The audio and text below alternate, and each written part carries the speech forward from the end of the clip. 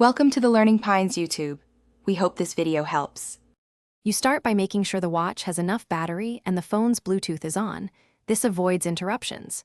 Next, install the official Boat app and log in so the watch can receive settings. Once done, open the app and choose Add Device. Follow the pairing prompts until the app shows the watch as connected. You're initiating a direct control channel. This is necessary because the watch gets its time from the phone via the app.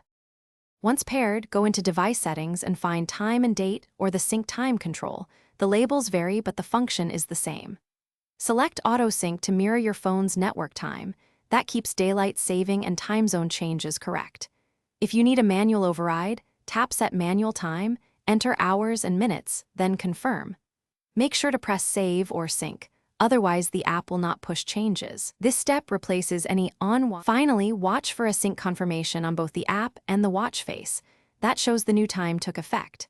If the time didn't update, toggle Bluetooth off and on, then repair the watch. Repairing forces a fresh sync. Also, restart the Boat app and the watch if needed, and verify your phone's time zone and network time are correct, because the watch inherits those settings.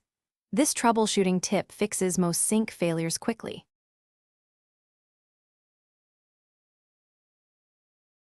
Thanks for watching. Consider subscribing if we helped you.